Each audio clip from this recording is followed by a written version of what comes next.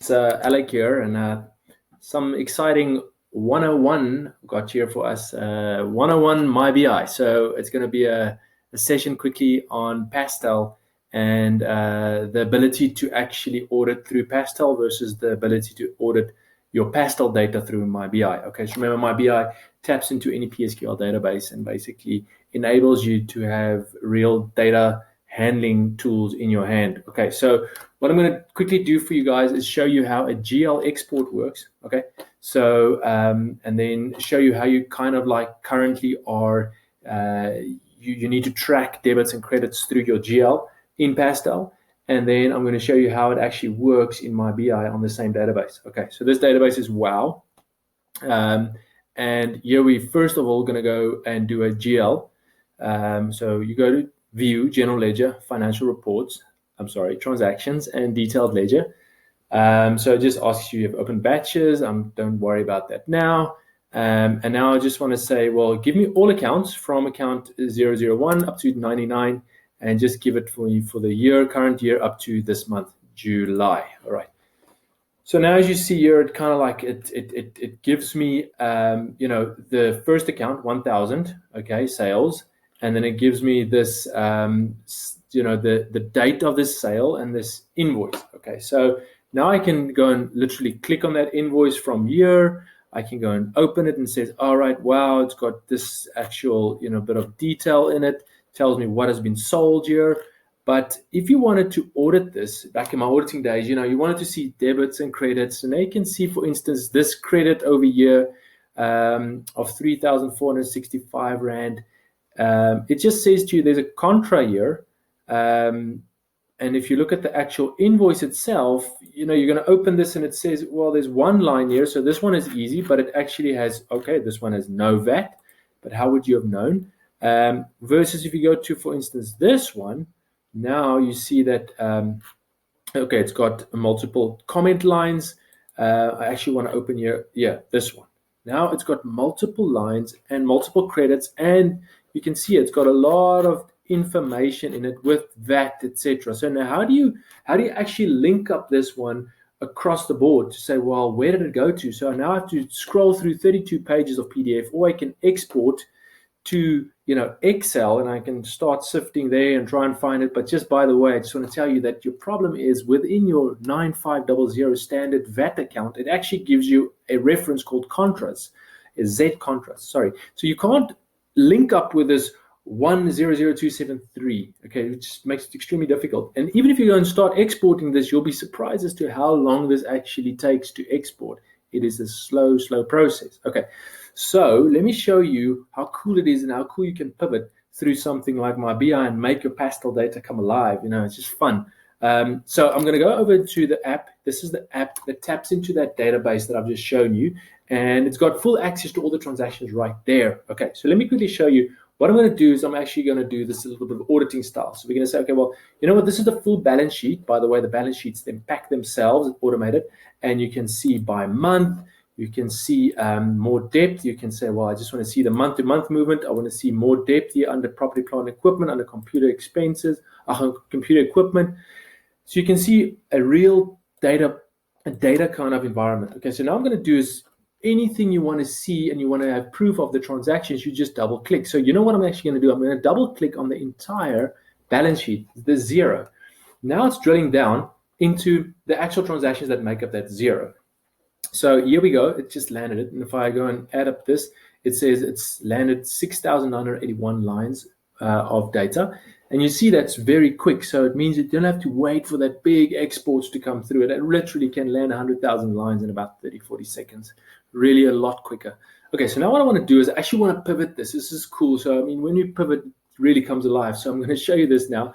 Now I'm coming back to the drill downs page, and I'm actually going to export this whole document. It takes it out of the app into an environment where I can now play with it. Okay, so now firstly, I'm going to now say insert pivot.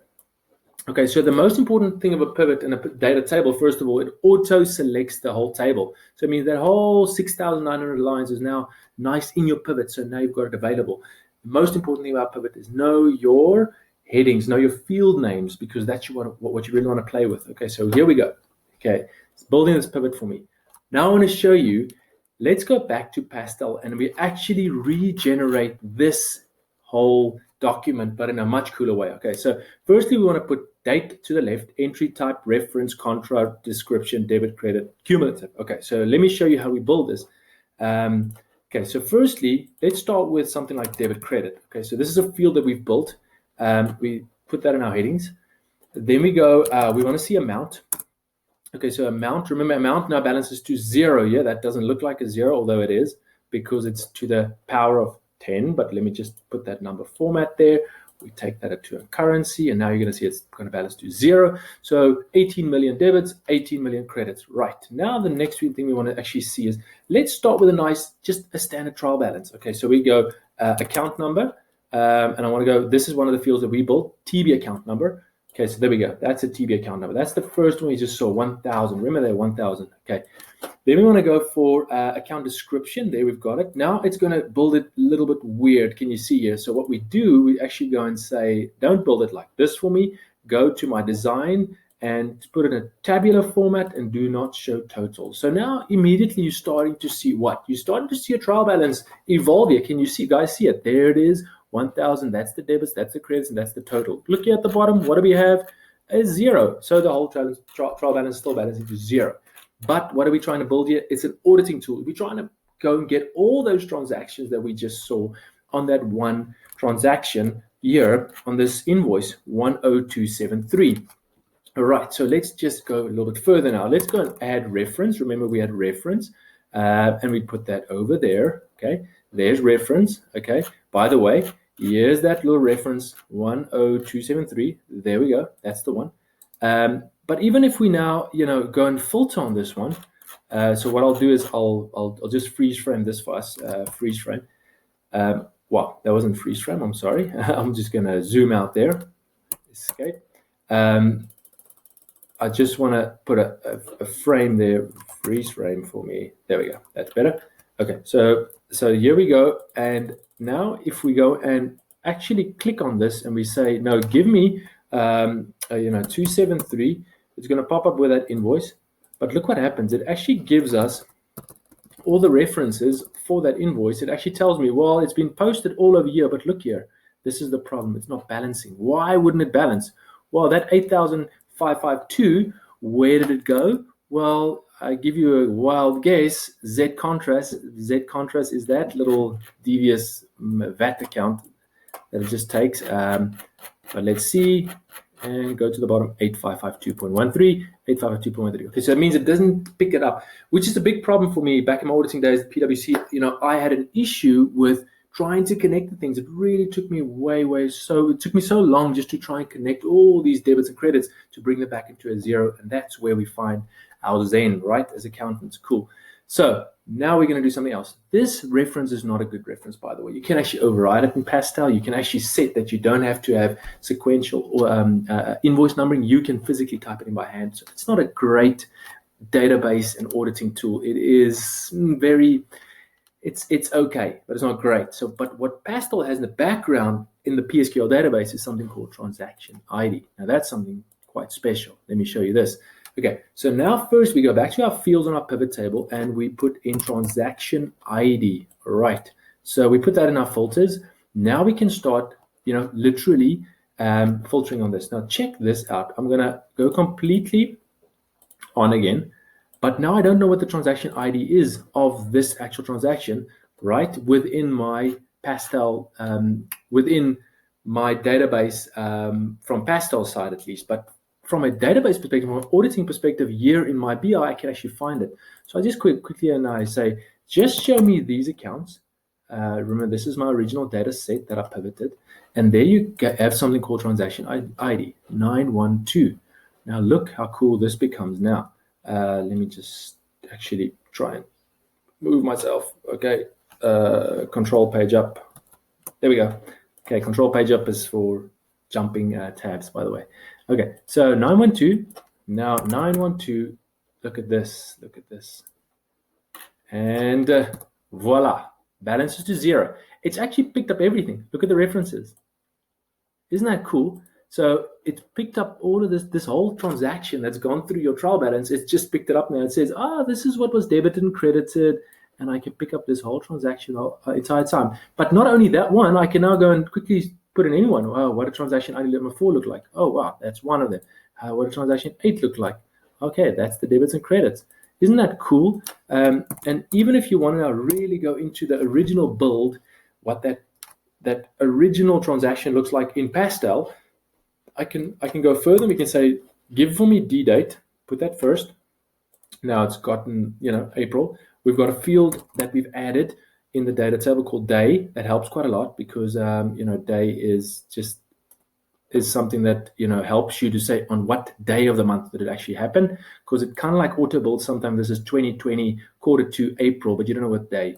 So now it's added that for me. And look, what we still don't have is what we call description. So we can do just description over there. Let's put that after reference. Look at that. So there we go. This is the actual transaction, this specific transaction. Just remember now, if we look here at the bottom, it's still balancing to 0. And if we go back to our Pastel, look at this now. 1320. We go back to Pastel. Okay, we're gonna close this.